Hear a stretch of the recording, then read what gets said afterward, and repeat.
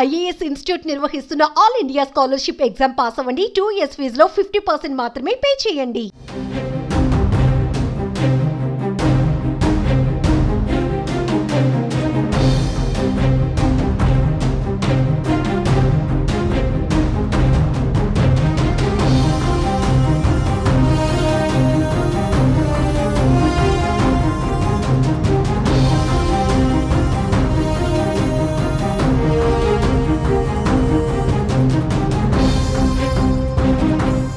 అన్నమయ్య జిల్లాలో జరిగిన ఓ వృద్ధుని హత్య ఇప్పుడు సంచలనంగా మారింది. తన కుమార్తెతో 60 ఏళ్ల దివ్యాంగుడు అసభ్యకరంగా ప్రవర్తించాడని కువైట్లో ఉన్న తండ్రి తట్టుకోలేకపోయాడు.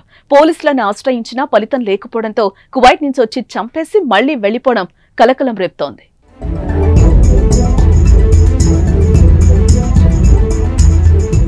ఓబులవారిపల్లి మండలానికి చెందిన ఆంజనేయ ప్రసాద్ దంపతులు కువైట్లో ఉంటున్నారు. వారి కుమార్తెను ఊళ్ళో ఉంటున్న చెల్లెలు ఆమె భర్త వద్ద ఉంచారు. ఇటీవల చెల్లెల్ని మామ మనవరాలి వరసయ్యే ఆ బాలిక పట్ల అసభ్యంగా ప్రవర్తించాడు. ఆ విషయాన్ని బాలిక తన తల్లికి ఫోన్ చేసి తెలిపింది. ఆమె వెంటనే చెల్లెలికి ఫోన్ చేశాడగా ఆమె సరిగా స్పందించలేదు.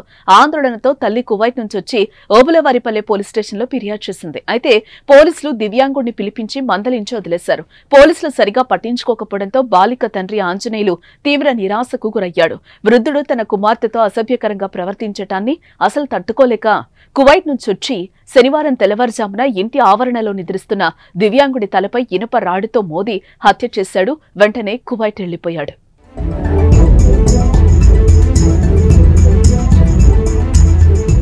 శనివారం తెల్లవారుజామున ఇంటి ఆవరణలో పడుకున్న దివ్యాంగుడు తెల్లారేసరికి రక్తపు మడుగులో కనిపించడంతో కుటుంబ సభ్యులు ఆందోళనకు దిగారు. వెంటనే పోలీసులకు సమాచారం ఇవ్వడంతో వారు కేసు నమోదు చేసుకుని దర్యాప్తు చేపట్టారు. ఇంతలోనే ఆంజనేయ ప్రసాద్ తానే కువైట్ నుంచి వచ్చి మరీ హత్య చేసి వెళ్లానని సోషల్ మీడియాలో వీడియోను పోస్టు చేయడం సంచలనంగా మారింది.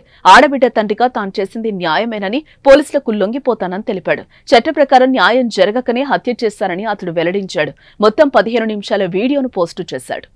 నోరు మూత పెట్టేసిన డాడీ, భయపెడుతున్నా డాడీ, ఊపిరాలేదు డాడీ అని చెప్తా ఉంటే ఒక కన్న తండ్రికి ఏ రకంగా ఉంటారు ఒక్కరంతా ఆలోచించండి. అందులో వీళ్ళు పోలీసు వాళ్ళు ఏం చేయలేకపోయా, వీళ్ళు పబ్లిక్ చేసి ఈ మాటలా మాట్లాడేది ఒకటి. అబ్బా, ఇప్పుడు నిర్ణయం తీసుకున్నా, నా బిడ్డ జీవితం నాశనం చెయ్యాలి అని అనుకున్నా. అతని జీవితం ఉండకూడదు అని అప్పుడు నిర్ణయం తీసుకున్నా.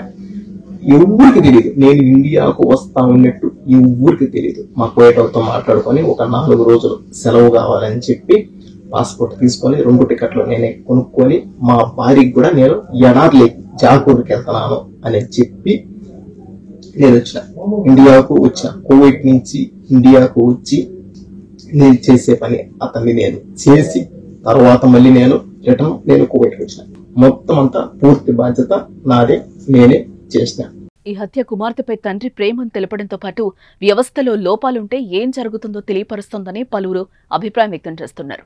పోలీసులు పట్టించుకుంటే హత్య జరిగేది కాదని, ఆంజనేయులు హంతకుడిగా మారేవాడు కాదని చెప్తున్నారు. మరి మీరేమంటారో కామెంట్ చేయండి.